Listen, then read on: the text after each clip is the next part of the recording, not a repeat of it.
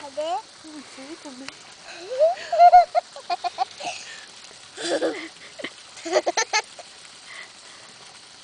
Você não vai cantar pra mim? Como que é aquela música da barata? Como que é? A barata despitei. Não, não Você é sabe essa? Não é essa. Aquela que o vovô soltou um pum e matou ela. Como que era? Você não lembra? Eu lembro. Pode cantar ela. Canta ela pra me lembrar, que eu esqueci.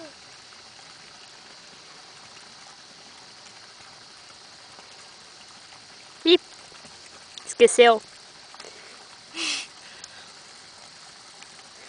Canta do dedinho pra mim, então.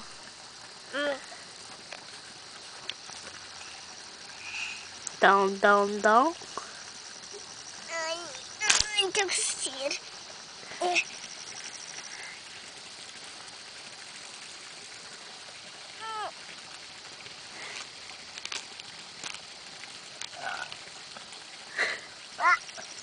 Quem fez isso?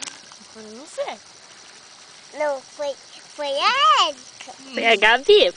Não, então foi a Cris. Foi a Gabi. Eu sei, eu vi. Foi a Não. Gabi.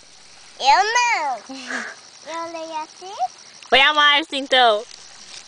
Não, foi a Cris. Foi a Cris? Foi o que houve?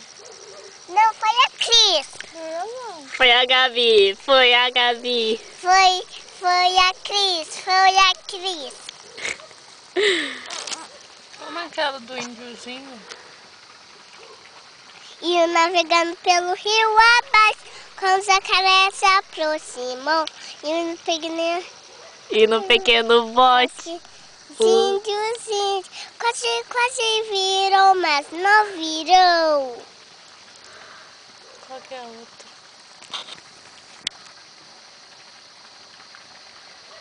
Se eu fosse peixinho. E soubesse nadar. Se eu fosse um peixinho. Se eu fosse um peixinho, soubesse nadar, eu tirava a Érica do fundo do mar. Lili pra cá, lili pra lá. A Márcia é velha e não quer casar.